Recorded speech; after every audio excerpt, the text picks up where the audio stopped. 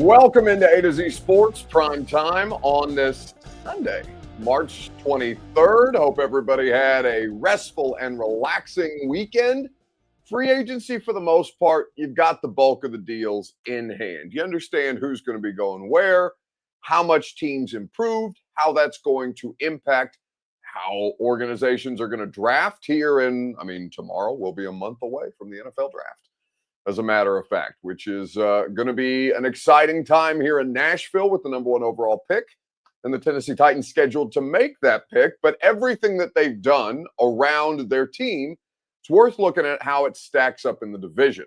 Doesn't mean that they're finished products. Obviously, we'll go through the draft process. Teams like the Jags have a surplus of draft picks. The Titans currently have 8. We'll see what the Texans are able to do later in the rounds, given that they had the most success out of these teams. And the Colts are honestly one of the most fascinating teams in football in 2025, because I genuinely don't know what they're going to do at quarterback. And I think that has a huge ripple effect on everything else around the league, and in particular in this division. So nobody's saying that the Titans are going to win the division in 2025, but they have a better chance of winning the division than they do, as I think Robert put it earlier on our phone call today, being one of the top 7 teams in the AFC. So let's look at them within the power structure of the AFC South in the post-free agency or post-first couple of waves, main waves of free agency, as we get ready for how these teams are going to continue to improve in the NFL draft process. It's great to see you guys. Always lovely to have your participation here on A to Z Sports Prime Time. We need you to share the broadcast around on Facebook, YouTube, Twitter, and on Twitch. Wherever you are spending your time, please share this show. If you're hanging out on Twitter, please retweet it in the bottom right-hand corner of your screen. If you're on Facebook Live, you can share now to public. That's in the bottom left. And if you're on YouTube or Twitch, like the video, hit that thumbs up button. My thumb's kind of more curved than I thought it was going to be. Either way, thumbs up. Not like my weird thumb. It's a more normal looking thumb. But either way, like the video, hit the thumbs up button, and we will get after it. Carrie B says, are you going to be able to go back to 3 hours a day on the radio after Thursday and Friday? Yeah, I do that shit all the time. 3 hours is, I could talk for 3 hours in my sleep. You guys know that. But it is my favorite week of the year, or one of my favorite weeks of the radio year, where we only have to work for an hour on Thursday and Friday, and then we just let the basketball take over. Fun weekend of basketball, by the way. We're looking forward to seeing that Tennessee and Kentucky game in the Sweet 16, the SEC. Not doing too poorly, given how many teams are left in the field. And in fact, I think, are we still waiting on the result of that Alabama game, or has that wrapped up at this point in time? I did not see. I know Alabama was in a pretty comfortable lead earlier today, but still, we'll talk about college basketball on the radio show. We'll talk a little bit about the draft process, given that tomorrow will be 1 month away from the NFL draft. And of course, we're going to do that on primetime each and every night. So share the broadcast around. We'll go ahead and get this thing started. You guys, as more of you trickle in here, we'll look forward to having your participation as well. Text the links to a friend if you're sitting there staring at me and need something to do, and I'll go ahead and get going. Welcome into A to Z Sports Prime Time from the Zen Sports Studios. I'm your host, Buck Rising. I am proud, as always, to be presented to you by the wonderful people at Two Rivers Ford, the South's most trusted Ford dealer. Go online to tworiversford.com for quality American-made Ford vehicles and award-winning customer service. By Bart Durham Injury Law, you deserve to be paid if you've experienced an automobile or personal injury. BartDurham.com for more info. Zen Sports, promo code ATOZTN, is how you get involved, whether you're betting on all the madness or you are betting the NBA, the NHL, baseball has begun, as a matter of fact. For those of you who are paying attention to the MLB in Japan, you can bet on all your favorite major sports in the Zen Sports app. And of course, we would not be anywhere without True Math Fitness in the Gulch. I'm going to the beach this weekend. I'm going to Palm Beach this weekend for the NFL owners meetings. And I am beach ready thanks to True Math Fitness, TrueMathFitness.com for more information. Your first workout is free as a Middle Tennessee resident.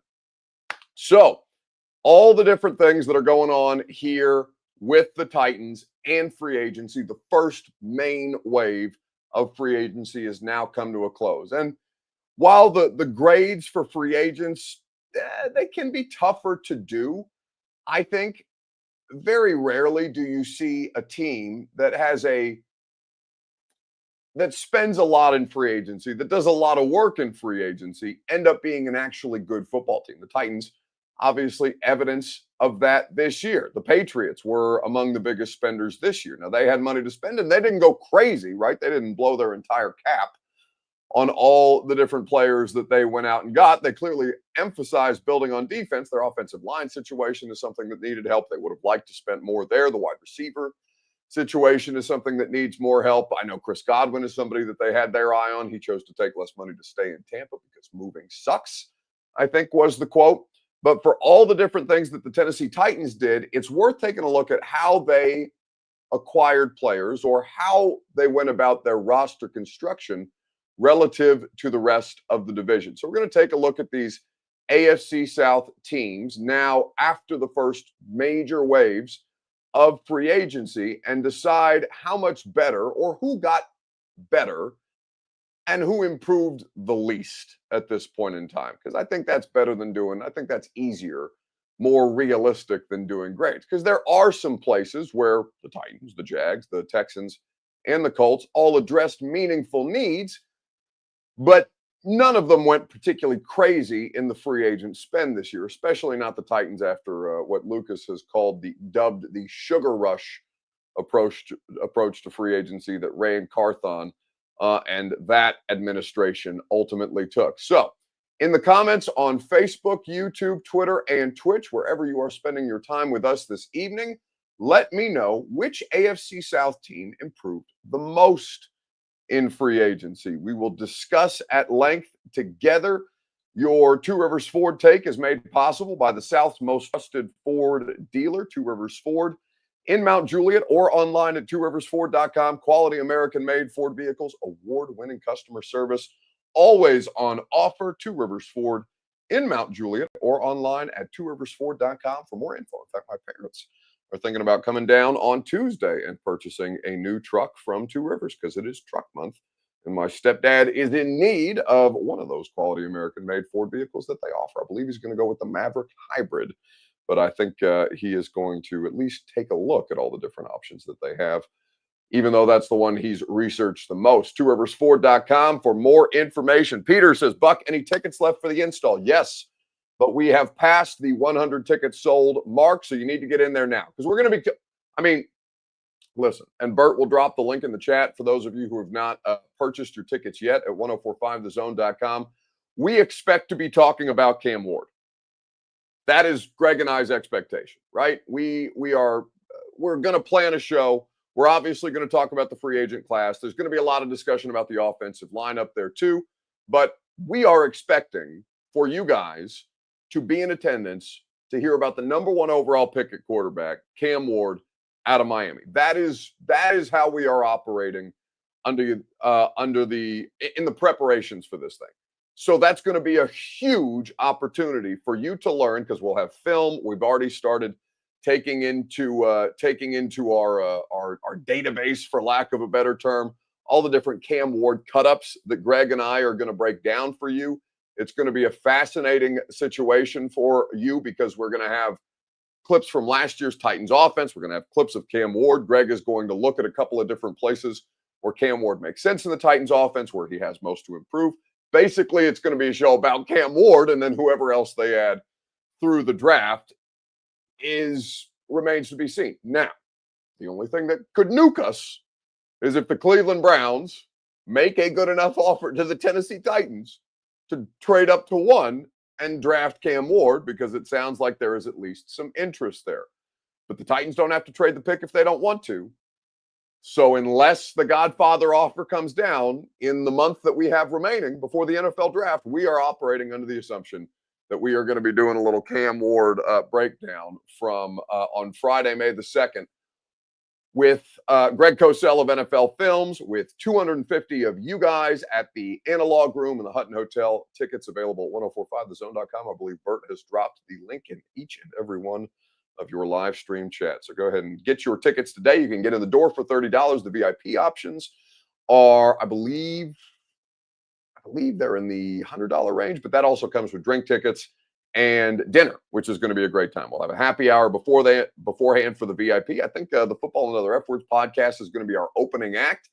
So they'll be out there during the happy hour and stuff like that. And then Greg and I will get on the stage. We'll have a great time with you guys. We can't wait to break it all down, unless your team screws this up.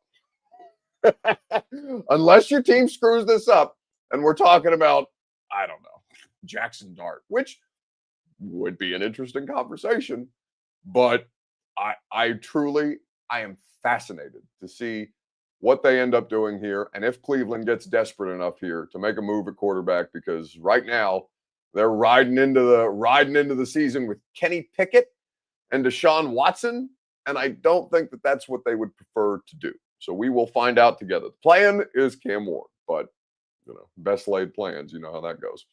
All right, so let's talk about this together. The most improved team in the AFC South after free agency. So let's take a look at what some of these teams did. You understand that the Titans have addressed primarily the trenches. The offensive line has been a huge point of emphasis for them. So the players that they added are Van Jefferson as an unrestricted wide receiver out of Pittsburgh, Dan Moore, who's your biggest ticket purchase on free agency on the open market this year, the left tackle.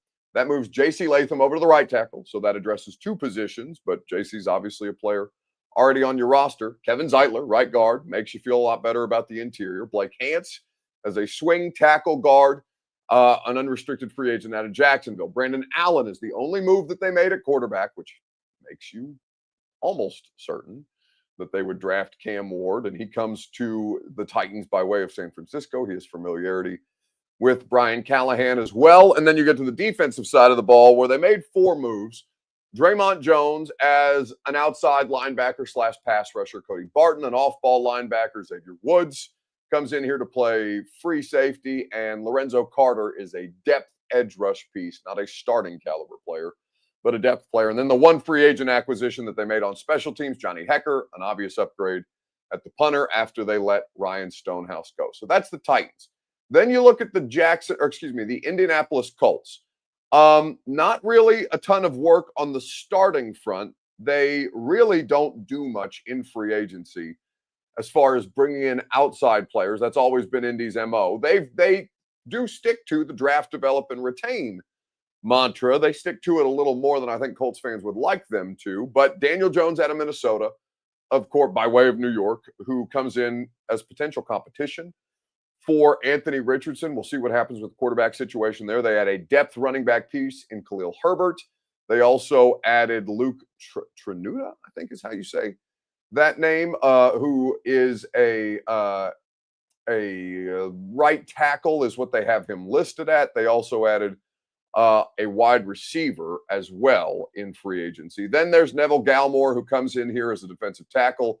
Corey Ballantyne as a nickelback. Charvarius Ward is a starting outside corner for them. He's an obvious upgrade. He's a good player. And then Cam Bynum, the safety out of Minnesota, comes to Indianapolis to contribute to their roster. Then you look at the Jags, and the Jags did some work here that makes you think, all right, we'll see what happens around Trevor Lawrence. They're trying, and the coaching staff stuff matters here too. Jacksonville obviously replaced both their head coach and their general manager. Diami Brown added at wide receiver. They've got Robert Hainsey at center and Patrick McCarry from Baltimore to improve their offensive line situation. They added a backup quarterback in Nick Mullins, Eric Murray, strong safety out of Houston, and then Jordan Lewis as a nickelback there was brought in from the Dallas Cowboys. That's the Jags free agency. And then the Texans, who obviously won the division last year and made a lot of different moves here. Bert and I were talking about this before the show started. I don't know how much better they actually are, but they're definitely a deeper team. And when you look at the pieces that they've added in free agency, it's vast majority depth at this point. Christian Kirk in the slot, Cam Robinson to play left tackle. They trade away Laramie Tunsil to Minnesota. They add Justin Watson, Braxton Berrios, Laken Tomlinson, Jerome Carvin, Ed Ingram, Trent Brown, and Jacob Johnson as a fullback to come in here in free agency. Then on the defensive side of the ball, Sheldon Rankin, C.J. Gardner-Johnson, who's a good player, formerly of the Super Bowl champion Philadelphia Eagles, Tremon Smith, Nick Neiman, Darrell Taylor, the pass rusher out of Tennessee, who is somebody who I thought the Titans would try and make a move for. Ronald Darby continues to float around the NFL. That's a player that's been in the league a long, long time, and he's a depth player at this point, but he's a vet and he's experienced. So that's what the AFC South teams look like in free agency right now. Which of them improved the most? In the comment section, Vols times 8 says, I think the Titans are the most improved, not necessarily because they did so much, but because of how little the other teams did. Well, I think it really depends on how you view these other teams, right? Bork says, Houston said, watch us implode our own offensive line, but their offensive line wasn't good last year, so I don't hate. I mean, I don't think they're better for losing Laramie Tunsil, but I understand what they tried to do here. Juan G says the Colts, and in particular their defense, is where they got that they improved the most. Mr. Know-It-All says the Jacksonville Jaguars improved the most, and he adds a duh to that, like that's something that we should all know. So I've thought about this from a couple of different angles, and I'm going to explain to you how I feel about it right after I remind you that the Primetime program is made possible by the Ashton Real Estate Group of RE/MAX Advantage, GaryAshton.com, your dream address without the stress, the intel edge you need to succeed from the official real estate agent of the Nashville Predators, Gary Ashton, for more information. The intel edge you need to succeed. So as you look at all these different teams and try to decide which of them improved the most, I think it's worth hearing from a couple of different parties because on the one hand, what's happening in Jacksonville is interesting to me because not only do you include the players, but you include the fact that they fired Trent Baalke and brought in the personnel director of pro personnel, I want to say, is the new, what's his name? Gladstone? Is it James Gladstone? Is the new Jags GM. He comes to them from the Rams, 9 seasons with the Los Angeles Rams. He doesn't look like he's 9 years old, but he does come by way of the Los Angeles Rams there after their director of scouting most recently. So that is the new Jags GM, Trent Baalke out. And then they bring in Liam Cohen, the offensive coordinator of the Buccaneers, to be their head coach. That was a whole situation. The Jags are an interesting talking point. I don't know if that's who I'd pick, but I do think that they've made some improvements. And it can also be addition by subtraction. Yeah, this really has been something that the Jacksonville Jaguars have been mowing for the last couple days. Obviously, right in the thick of a head coaching search, and Trent Baalke was assisting owner Shad Khan with the search. The problem is, as most people probably know, some of the top candidates kind of balked at joining Jacksonville because of the presence of general manager Trent Baalke. I think it's safe to say his reputation, fair or not, and I would argue probably not entirely fair, his reputation certainly has preceded him, and there are several candidates I know who would not have taken the job if Baalke was there. Owner Shad Khan obviously caught wind of this, and as they considered now whether or not to bring in some of the top candidates and kind of how to proceed, they decided it was in the best interest of the organization, cut ties here and move on. And from what I also am told, I'm not sure Trent Baalke is completely stunned by this. He has known for the last several weeks that at least this was a possibility, that if it was not in the best interest of the organization, that he would have to be out, and he would be okay with that. He leaves a stocked roster, lots of talent, and now the Jacksonville Jaguars have to hire a new general manager along with hiring a new head coach. Yeah, so I don't know if the roster's stocked. I mean, you have players that are in place at the most important position, the quarterback position. Now, whether you think that they are in a good spot at the quarterback position with Trevor Lawrence, that is a matter that could be debated. But Jacksonville is an interesting figure here. I will say, and you guys know I'm not quick to heap praise on the Titans because they don't do a lot of things that deserve praise here recently. But their general manager, Mike Borgonzi, and Chad Brinker, when they talked about free agency and the process and all these different things, said our emphasis is to build through the trenches first and then to fill out the rest of the roster as organically as we can. They stuck to that. They added 3 offensive linemen, 2 front 7 players. They expect to continue to add more to that in this draft process. If they do end up bringing in Cam Ward, then they have at least equipped Cam Ward with a better offensive line unit than his predecessors had in the last couple of years of Tannehill or Malik Willis and then Will Levis after that. Doesn't mean that they're going to be the best team in the division, but I do, based on needs and how bad they were, because again, they were the worst roster in football last year, and they're probably still a bottom quarter of the NFL roster, even after they hopefully draft Cam Ward. I don't want to psych myself out or you guys out about the idea of Cleveland trading up, but I just, until the pick is submitted and they are officially adding Cam Ward to the roster, it's tough for me to just kind of treat that as a given with a month left to go, more than a month left to go as we sit here today. It'll be a month tomorrow until the first round of the NFL draft. So that's something that I want to be true, but I don't know if it is 100% going to be true. We will see what Cleveland ends up doing. D Good says, he says, I thunk the Buck Rising show improved the most with the addition of Bert and that other meathead. I don't know that there's anything that's been improved about the quality of the radio show, given that Robert Walsh and Lucas and I or me are back together, to be grammatically correct. But we're certainly having fun. I don't know if it's better, but it's we're having fun doing it. I hope you guys are too. We're really enjoying that, and we're looking forward to continuing to do some fun stuff. I'm already working on plans for football season that I think you guys are going to really like and appreciate on a weekly basis for the lineup that we're going to put together and try and make try and do something that we haven't done before. Do it with a level of consistency that we haven't done before. So we will cross that bridge when we get to it. By the time we get to football season, we're hoping to announce some fun stuff, and we'll tell you more about that later on. But we're operating under the assumption that Cam Ward is going to be the pick. We hope, we pray. Otherwise, it's going to be an unpleasant year. From a conversational standpoint, from a morale standpoint, it would be really, really tough to sell anybody on exciting 2025 Titans football without Cam Ward in the mix here. But I do like what the Titans have done so far. I am willing to call them the most improved team in the division because they were the worst team in the division 2 years running now. And I think the moves that they made a lot of sense. Now, I wouldn't put them among the most improved teams in the league. I think I really love what the Bears have done. I'm kind of high on the Carolina Panthers, to be honest with you.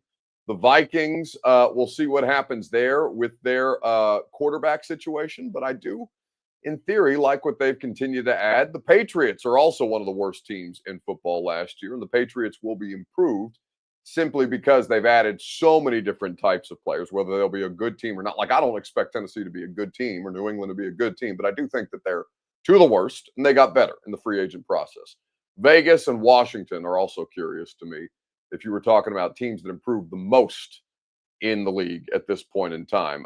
Chosen says Shedeur is worthy of being the Titans quarterback. He would bring more excitement. Yeah, I don't give a shit. I don't want Shedeur saying and it's not anything personal against Shedeur. It's just that he's not as good a player. And I don't care about excitement for the sake of excitement. I care about having the better player, and the better player is Cam Ward, clearly and obviously. If the Titans were a better roster, then I would consider Shedeur. The Browns are a better roster. They should consider Shedeur. But not for the Titans. Not at this stage of where they're at, not based on what he brings to the table versus what Cam Ward brings to the table. Cam Ward is the pick or else. Is how we'll put it. What's more exciting than the media circus? And it's not, I'm not down on Shedeur, guys. I'm down on Shedeur here because it's going to be a lot harder here, and he's not as good of a player.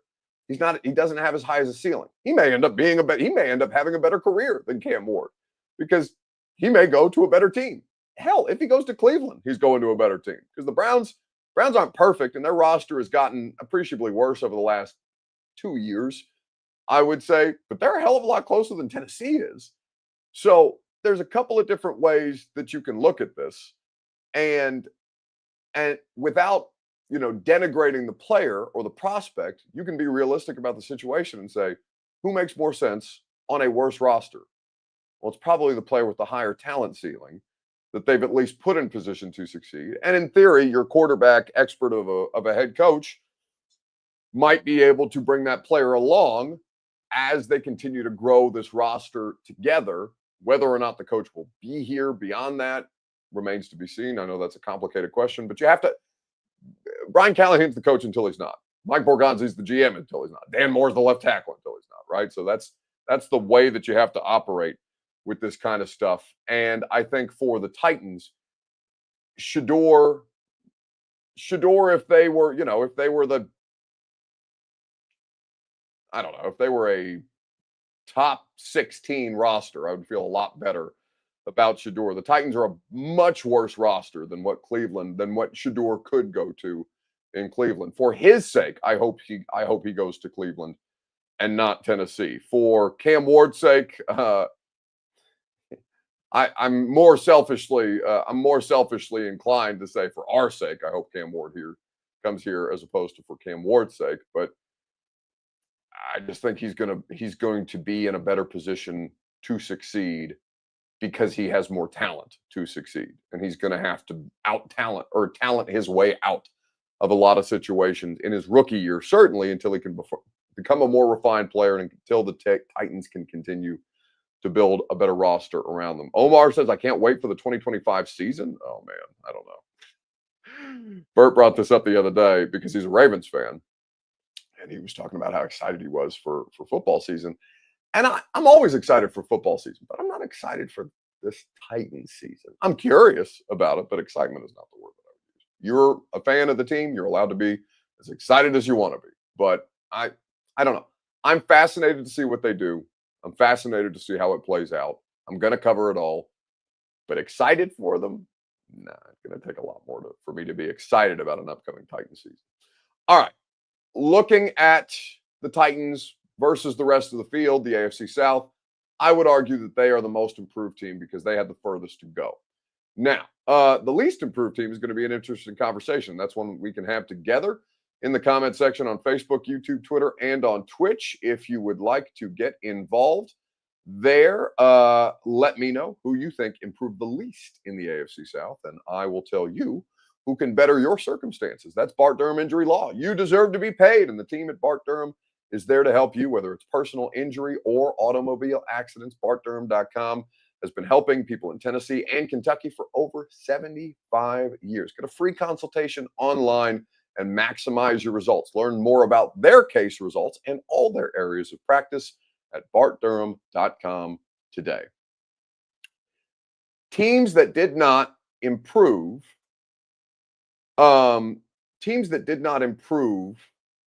enough in the AFC South, or improved the least in the AFC South, is going to be an interesting conversation. Ronan Q says Titans shows got to stop talking about basketball. LMAO. What I mean, other than talking about the SEC, are you talking about the radio show? No, I said a bad word.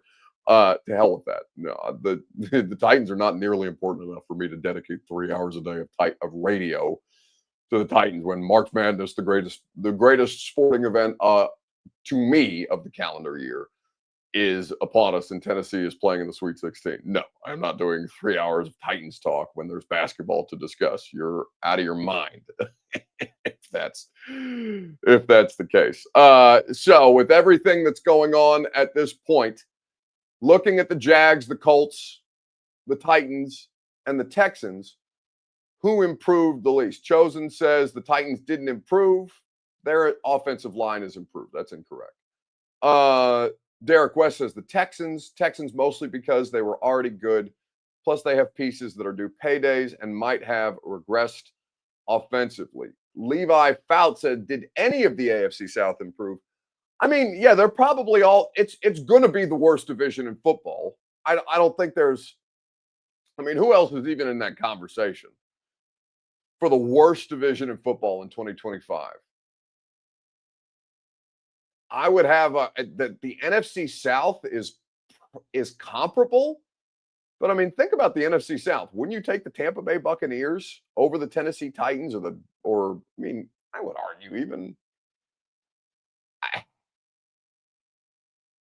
would argue even over the Texans. I might take the Tampa Bay Buccaneers. The Saints are not a good football team. They're in an interesting situation. Carolina, Carolina's probably right on the same track as, or on the same plane as Indianapolis, for example. And Indy was the second best team in the division last year. To look at it, the Jags, the Colts, the Texans, and the Titans. I don't know who else you might look at and say that they're a worse division in football. The NFC West, says Mark Patton. No, the Rams are the only team to give the Eagles a game last year. The Niners are still going to be in the mix. The Niners are a better football team, certainly a better roster, even as they've shuffled around a bunch of pieces and parts. They've got a better coaching staff. Seattle is going to be an interesting situation. They had 10 wins last year, and they didn't even make the playoffs. Who's the team in the NFC West that I'm leaving out? Seattle, Arizona. Oh, I like the Cardinals too. The Cardinals are frisky. Yeah. No, you guys are nuts. They've got no skill guys. What do you mean? They've got Jackson Smith and Jigba. They've got Marvin Harrison Jr. They've got Devontae Adams. What are you talking about? There's not a skill guy in the AFC South that's as good as any. AJ Brown doesn't play for the Titans anymore, bro. Like there's not a player that's as good as any of the skill players in the NFC West. I mean, Nico Collins, if he's healthy, is a wide receiver one for sure. For sure. And I will hear you out on that argument. But even washed Cooper Kupp, I think, is an interesting watch in Seattle versus the kind of teams that you have in the NFC West. I don't think there's a worse division, at least not as we sit here today. Could they shock the world? Sure. But nobody's going to give them the benefit of the doubt, and they shouldn't, because any optimism you might have had about the AFC South was last year. You got a bunch of young quarterbacks coming in. You have a bunch of teams with a lot of interesting pieces and parts, and all of them got worse. All of them got worse. The Colts, the Texans, the Titans, and the Jags were all worse. So we'll see. We will see what happens. Brian Thomas Jr. Disrespect is crazy, says Landon Fowler. Okay, that's fine. That's one. We found one. We found one good skill player, two good skill players, Nico Collins and Brian Thomas Jr. in the AFC South. But still, you wouldn't take them over any of the players that I named in the NFC West at this point. MB says this offseason is garbage. This offseason comparison is garbage. Who cares until games have played? All of this is speculation. It's just that speculation. Well, yeah, what else am I going to do, dipshit? I've got it's March 23rd. What do you want me to talk about? You want me to do another quarterback show? You don't like those either, based on, or you're tired of those too. You're just gonna have to eat it. Like I don't care if it's garbage or not. That's where we're at, and it's worth taking a look. And I would argue that it's not garbage at all, because you need to know what else is going on in your division. This is just like a divisional refresh to take a look at what some of these other teams did, the other coaches and front office moves that have been made around the league, how we talk about them before the season versus how we talk about them after the season. If you're tired of it, that's fine. But don't act like it's garbage. Don't act like you're above it, and especially not on March 23rd when there's shit going on and your team doesn't want to make free agents available to talk. That's just whining. Jackie Hulber says, man, don't sleep on Traylon Burks. Happy birthday, Traylon Burks. That's all I got for you on Traylon Burks. All right. Boss Man Jim says, Calvin Ridley's not bad. No, I didn't say Calvin was bad, but he's not any of the other players that I named. He's not Brian Thomas Jr. or Nico Collins, for sure.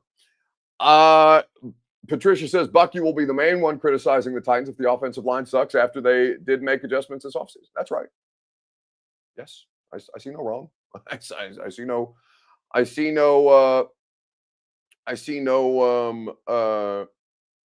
incorrect statements about that. Why wouldn't I? That's my job. I'm there to analyze and criticize and critique. That's what I do for a living. So yeah, if they spend a bunch of money on the offensive line this year and their offensive line sucks again, then yeah, I'm going to bury them. Wouldn't you? I mean, what else are you supposed to do? Be like, oh no, it's okay. Pat him on the head, pat him on the butt. Be like, oh, it's all right, little guy. You tried. No, you're going to tell him you suck. Get better or you're fired. That's what you should do. What else am I going to do? All right. Least improved of the group. Patricia says, but you said they improved. Patricia, your football team was ass. Okay. The worst in the sport. If they got to the second worst in the sport. That would be an improvement. Do you not understand how low the bar is on this? Like, are you blind or ignorant to what you have been watching? I know you're not. I assume you pay attention. I see you in here all the time. But of course, you go from the worst roster or the worst team in football, and if they get marginally better, then they've improved, even if they still suck ass. So yes, you can have both things can be true. They got better because they sucked. They might still suck, and you can still criticize them for that. Of course. It's the way that you guys think about a lot of this shit is crazy to me. And not like the way that I think about everything is the right way to think about things, but like the obvious stuff. Come on, guys. Come on. All right. So, least improved among all the teams in the AFC South. So I'm going to say it's the Texans, but the Texans are right because the Texans are still the best team in the AFC South. Their talent, their top-end talent is not better. We'll see what happens in the draft. Laramie Tunsil is one of the best players on their roster. He's not coming off a great year, and they traded him to Minnesota, and they got a bunch of picks for him, and that will ultimately help them replace Laramie Tunsil. They are a deeper team than they were prior to free agency. They are not an outright better team. Now, you can have the Texans are a fascinating roster conversation. This is why I think that comment from MB earlier was stupid about this being a garbage conversation. No, because it leads us down the path of, okay, so what the Texans did, for example. If you decide, well, you know what? We've got some of these top-end talented players. But if they underperform or they get hurt and we're stuck with a bunch of shitty players as our depth guys, then are we actually in a better spot? Or is it better to does it make more sense from a roster construction standpoint to get a little worse at left tackle, but bring in a backup left tackle that's better than who your previous depth guy was, to kind of spread the wealth more evenly rather than be top heavy at left tackle and wide receiver and pass rusher, and say we're going to get a little better across the board, even if our top end talent didn't actually get better.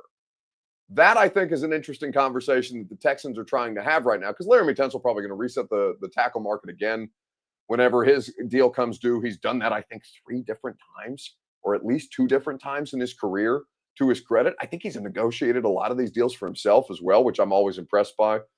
When a player is able to handle their business that way and avoid paying, even if it's 1% of a contract, that's still, a couple $1 million on a 130, 150, $250 million deal, where some of these quarterbacks are getting 260 guaranteed and things like that. Like 1% of 260, you're still making pretty good nut there. So Texans are the least improved, but they're still the best team, right? It's kind of like what Patricia was pushing back on me earlier, where the Titans are the most improved, but they were the shittiest. They may still be the worst for all we know, but they were the worst, and they got better at their worst spot, which is the offensive line. It may still only be league average. If you got league average offensive line play, you would praise.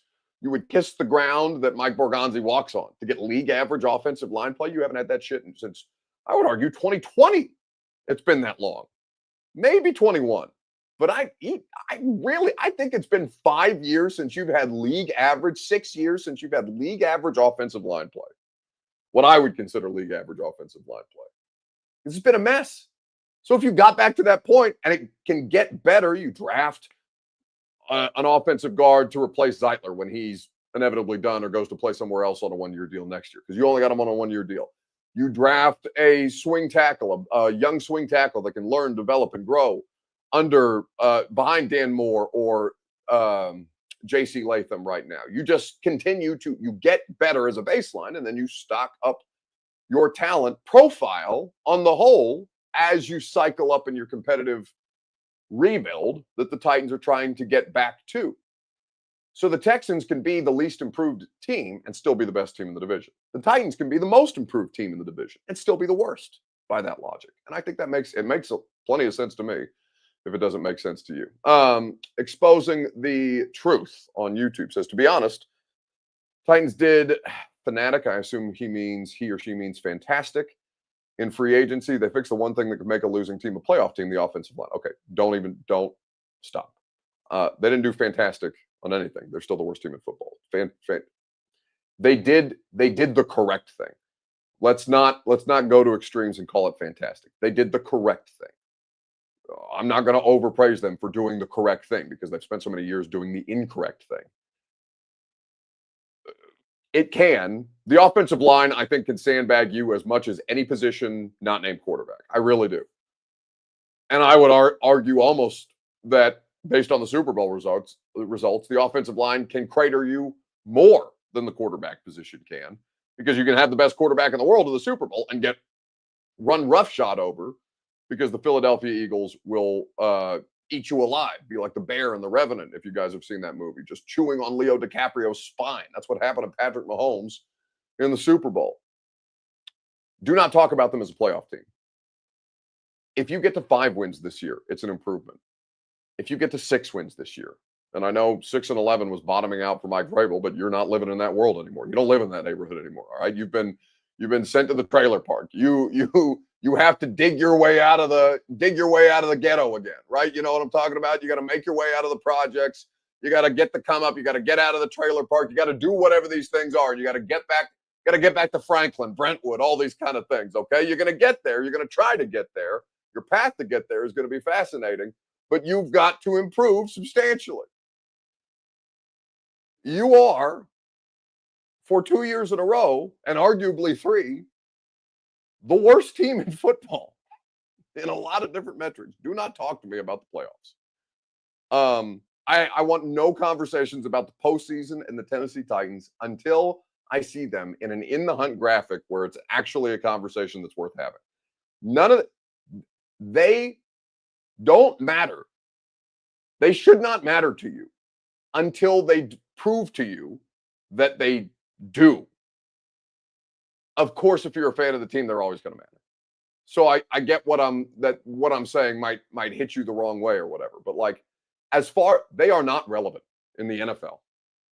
They haven't been relevant in the NFL for a long time, but they're not relevant right now in the NFL. A team with the number 1 overall pick has never been this irrelevant. But the path to relevancy starts and ends with winning more games. Simple as that.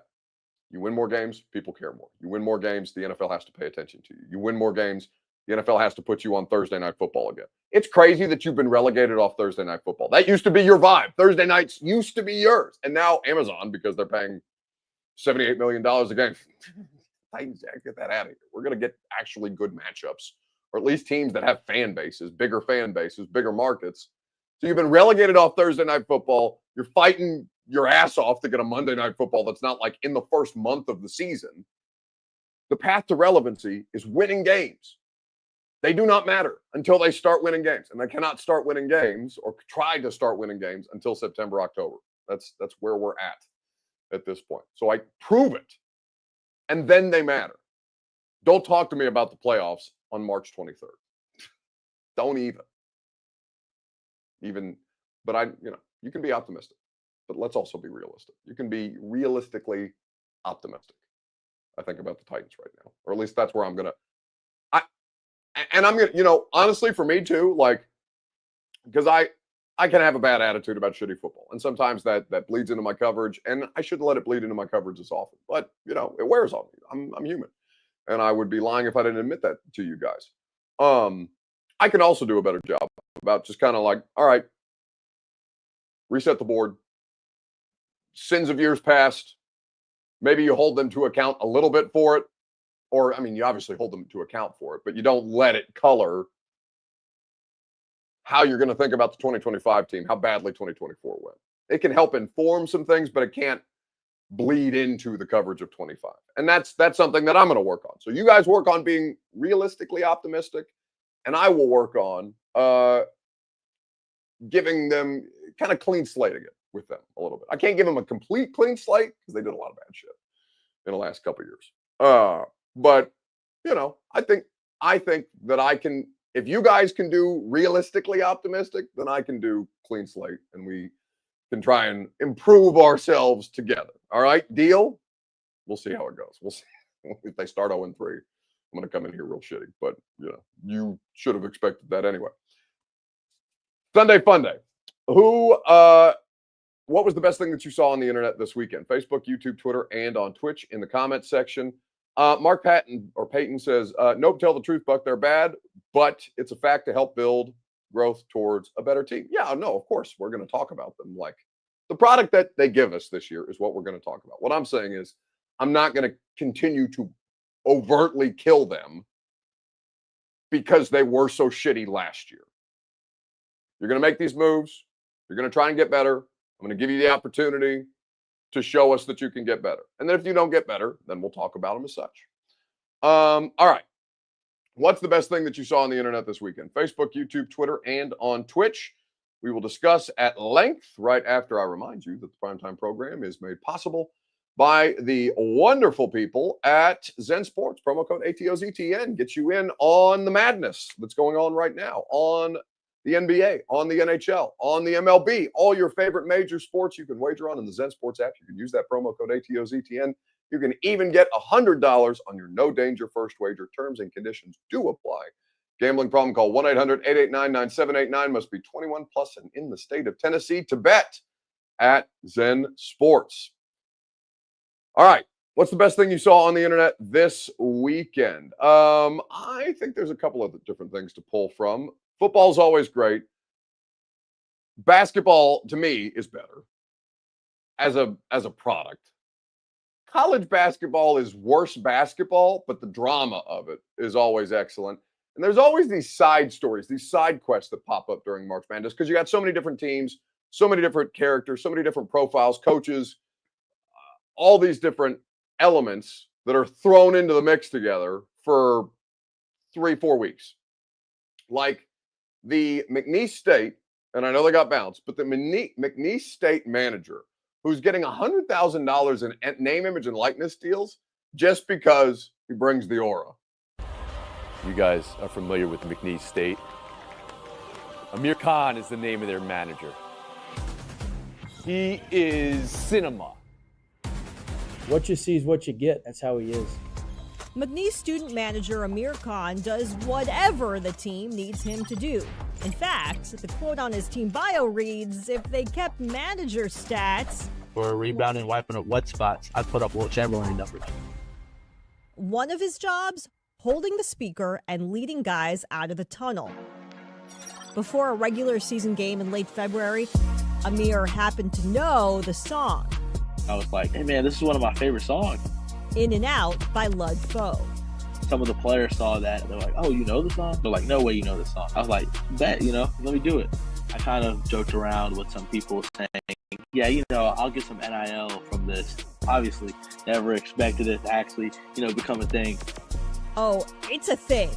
Soon after the video racked up millions of views, brands came calling. Insomnia Cookies, Tick Pick, Buffalo Wild Wings. In fact, Amir Khan, whose nickname is appropriately Aura, has become the first ever student manager to attract his own NIL deal. I never, as a manager, expected any attention at all, definitely not this much. The Cowboys are the class of the Southland Conference. Really, the most important thing for me about March Madness is just being able to be a part of it and hoping the team makes a run. March, of course, is full of Cinderellas, but the biggest one might be helping out the team behind the scenes. This is the first time a manager's done something like this. But I definitely hope it's not the last, because I hope all the managers, get the love that they deserve. All right, Amir Khan, Aura, doing it for, or Aura rather. I've heard I pronounced that word incorrectly. Aura getting somewhere in the ballpark of $100,000 in name, image, and likeness deals is pretty cool. Bert apparently is going to hate on it tomorrow on the radio show. He's been stewing on this for quite some time. So we'll look forward to that tomorrow. But for me, that's probably a full-time job anyway. And I think managers, if they're good, should at least be in consideration for partial scholarship. It's a full-time ass job in the world of college basketball, college football, college athletics in general. So good for him. A cool story. The best thing that I saw on the internet this week. That's going to do it for us tonight. Right before I remind you that True Man Fitness in the Gulch is your place to work out. Beach season upon us. Spring break for a lot of you coming up. I'm heading to the beach this weekend. You know that you can get beach body right at TrueManFitness.com. Your first workout is free as a Middle Tennessee resident. Have a great rest of your evening. Tomorrow morning, 10 a.m. on 104.5 The Zone. We'll talk about the Vols. We got the matchup against Kentucky. Get you ready for the rest of the Sweet 16. Do a little Titans talk as well. Cam Ward's Pro Day is tomorrow, if I'm not mistaken. So we will have a lot of great coverage for you there from 10 to 1 on 104.5 The Zone. There's a very low percentage of this that is smiles and glory holes. Very low percentage.